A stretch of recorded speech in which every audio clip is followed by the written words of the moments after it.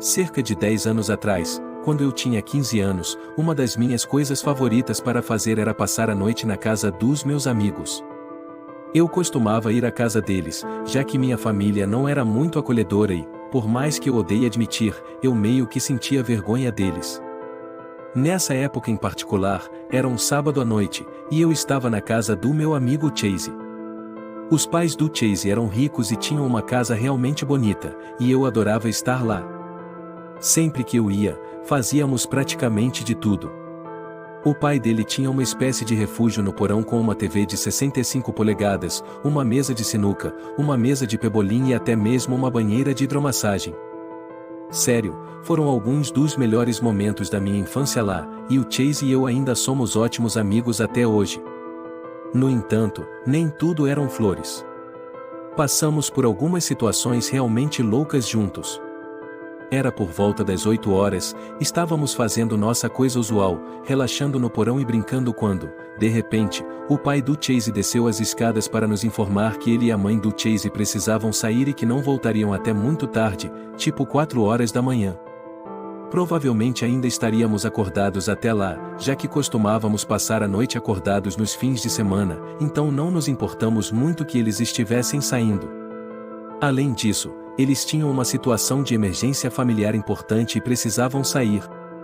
Na verdade, quando os pais deles saíram, ficamos meio maníacos e hiperativos, provavelmente porque tínhamos a casa só para nós e sabíamos que não havia pais por perto para nos supervisionar. No entanto, a diversão foi de curta duração. Não estávamos completamente sozinhos, é claro, porque tínhamos um ao outro, mas estávamos sozinhos juntos, se é que você me entende. Quando os pais dele saíram, subimos, pegamos alguns lanches e devoramos tudo o que encontramos.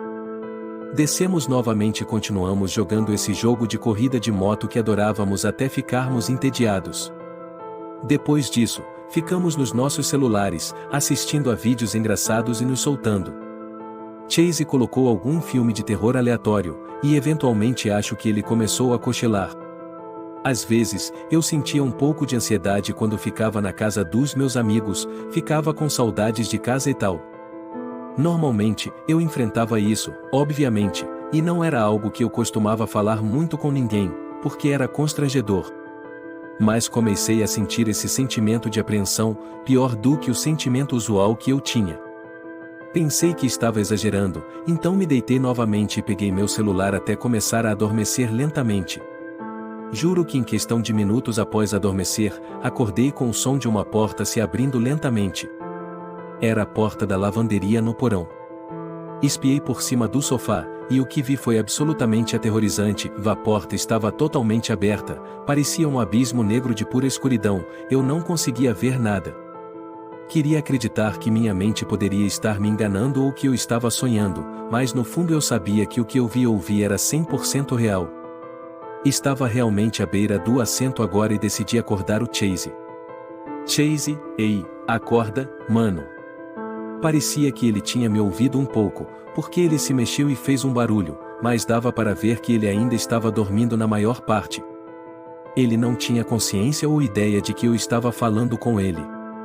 Literalmente, tive que ir até ele e sacudi-lo para acordá-lo.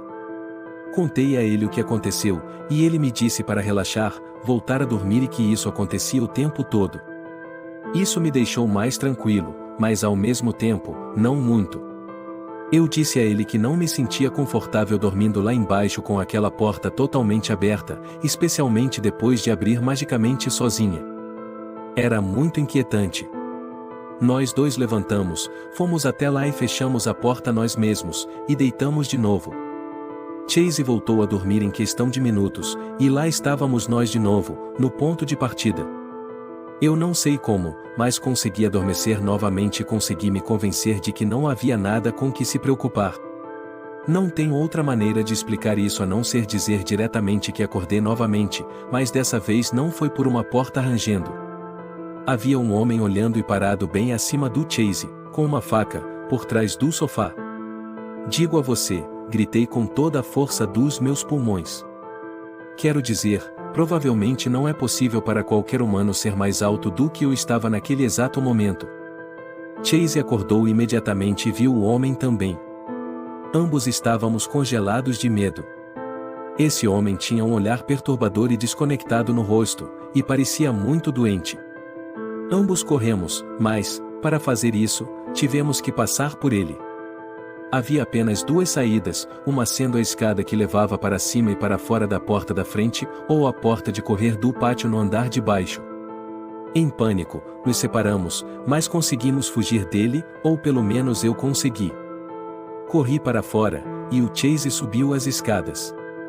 O homem assustador seguiu o Chase em vez de mim. Quando saí, recuperei o fôlego e liguei para a polícia e então desliguei depois de dizer o endereço e que havia uma invasão. Eu tinha que garantir que o Chase estivesse bem, era a única coisa que me importava.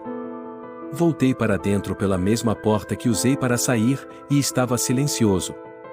Muito silencioso. Comecei a ter esse sentimento de náusea novamente, mas eu sabia que precisava encontrar o Chase. Comecei a subir as escadas, tentando fazer o mínimo de barulho possível, mas os degraus rangiam levemente a cada passo que eu dava. Foi quando ouvi. Nunca esquecerei o grito. Chase soltou um grito horrível e implorava por ajuda por cerca de 1 minuto inteiro, até que finalmente cheguei até ele no andar de cima. O homem o segurava pelo pescoço, tentando matá-lo. Peguei um dos troféus esportivos do Chase e fui por trás do homem, acertando-o na cabeça. Ele caiu imediatamente. Aproveitamos essa oportunidade para correr para fora e nos escondemos na casa na árvore que o pai dele construiu até a chegada da polícia. Quando a polícia finalmente chegou, o homem havia desaparecido e não havia sinal dele. Ele era um homem mais velho, provavelmente perto dos 50 anos, com cabelos grisalhos de comprimento médio e altura média. Dissemos à polícia como ele era, mas isso nunca ajudou muito, porque ele ainda está lá fora, muito provavelmente, e é difícil para qualquer um de nós aceitar isso. Antes de me mudar para Indiana com minha namorada, eu vivia com meu pai em uma fazenda remota em uma pequena cidade chamada Hartville, em Wyoming. A população total da cidade mal chegava a 50 pessoas, e 25% desse número eram provavelmente membros da minha própria família. Com 3 irmãos, uma irmã e, é claro, meu pai, a ausência de minha mãe, vítima de doença cardíaca quando eu era jovem, era profundamente sentida. Sua falta fazia com que tudo em minha vida fosse mais desafiador e doloroso, deixando um vazio que afetava a todos nós. Além dos irmãos, tios e primos que viviam próximos, havia também algumas tias e tios. Embora eu sentisse falta de todos eles, era hora de seguir meu próprio caminho. Afinal, eu tinha 20 anos e sonhava com a vida na cidade, com a aspiração de me tornar um veterinário. Minha namorada na época, agora minha esposa, e eu éramos muito próximos desde o início. O que começou como um relacionamento à distância rapidamente se transformou em um casamento de 8 anos, e a conexão entre nós continuava forte. As primeiras semanas em Indiana foram emocionantes, apesar da saudade da minha família. Parecia que tudo estava se encaixando, e minha felicidade era indescritível. Minha esposa havia se mudado recentemente para sua própria casa, e eu me mudei com ela. Embora ela também vivesse um pouco afastada da cidade, não se comparava à isolada casa que tínhamos em Wyoming. No entanto, mesmo com todos os acontecimentos positivos em minha vida, havia um problema a ser enfrentado. A casa em Indiana tinha uma história assustadora, cheia de rumores e histórias horripilantes. Alguns eram verdadeiros, outros meros boatos, mas antes de Leslie, minha esposa, se mudar, a casa havia sido invadida várias vezes ao longo de 20 anos. Descobrimos isso pelos vizinhos, e acreditamos neles, afinal, não tínhamos razão para duvidar. Além disso, Leslie compartilhou suas experiências de avistar um homem não identificado na propriedade antes de minha chegada, em várias ocasiões durante o dia.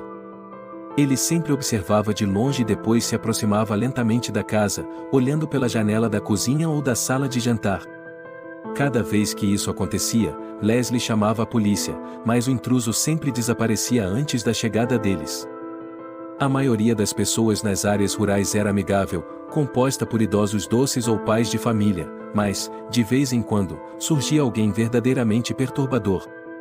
As áreas rurais ofereciam refúgio a diversos tipos de pessoas, incluindo criminosos, para evitar a atenção da polícia ou de outras pessoas. Minha preocupação com esse estranho era evidente, e Leslie estava profundamente aterrorizada, compreensivelmente. Eu, mesmo sem medo, estava apreensivo, pois nunca se sabe do que alguém é capaz. No entanto, apesar das precauções tomadas, uma noite, por volta das 10h30, fomos surpreendidos por uma batida forte e repentina na porta da frente. Eu, instantaneamente, corri para pegar minha espingarda no armário, preparado para o pior. Olhei pela persiana para identificar o visitante e confirmar se era o mesmo intruso. Ao abrir a porta, ele desapareceu rapidamente. Saí para investigar, pedindo a Leslie que retornasse ao quarto, pegasse a pistola .45 e ficasse lá, esperando por mim. Enquanto procurava o intruso, gritando para que ele se mostrasse, percebi que o galpão estava com a porta aberta. A tensão aumentou quando ouvi ruídos vindos de dentro. A luz estava apagada, e não conseguia ver nada. Optei por não revelar minha presença, planejando esperar que ele saísse. Contudo, a raiva por ele ter assustado Leslie e interrompido nossa noite me dominou. Decidi não deixá-lo escapar impune, mesmo que minha vida estivesse em jogo. Avancei lentamente em direção à porta do galpão. Olhei para dentro, e os ruídos cessaram. Ele deve ter me ouvido ou percebido minha presença. Tentei acender a luz, mas o bulbo estava queimado. Foi então que a situação degringolou. Do nada, ouvi o homem correndo na minha direção. Recuei, atônito, e acabei disparando acidentalmente a espingarda. Fiquei imóvel, sem acreditar no que tinha acabado de fazer. Não o atingi, e ele não parecia assustado. Continuou avançando, e eu ainda não havia acionado a bomba da espingarda. A essa altura, eu estava a uns 3 metros do galpão, encarando-o. Apontei a arma e o adverti a sair ou eu atiraria. Ele desafiou, chamando-me de covarde e lançando insultos. Foi quando ouvimos sirenes da polícia ao longe, e ele percebeu que estava encurralado. Olhei para ele com um sorriso enganador, larguei a espingarda enquanto ele tentava fugir. O derrubei no chão e o mantive em um Nelson completo até a chegada da polícia. Fico feliz que Leslie tenha chamado a polícia, ainda que não a tenha instruído a fazê-lo. Tudo aconteceu tão rápido, e minha preocupação era que ela não chamasse a polícia, considerando os atrasos nas 3 últimas vezes. No entanto, agora estamos preocupados com o retorno dele. Temos uma ordem de restrição, mas, obviamente, isso não impede que ele volte, especialmente quando sair da prisão. Se ele voltar, estará nas minhas mãos, e na próxima vez, não serei tão complacente. A família está em primeiro lugar, e não permitirei que nada atrapalhe isso. Leslie e eu estamos tentando nos mudar, mas é mais fácil falar do que fazer. Ela gastou quase todas as economias no pagamento inicial desta casa, então teremos que aguentar firme por um tempo.